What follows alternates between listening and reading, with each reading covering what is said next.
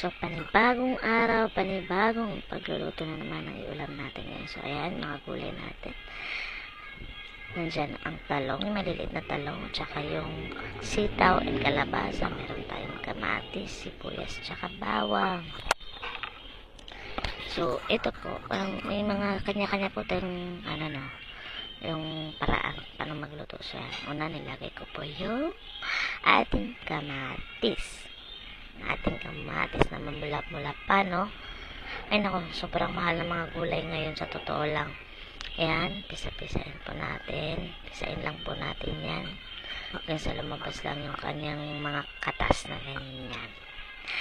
Yan, sige. Sige.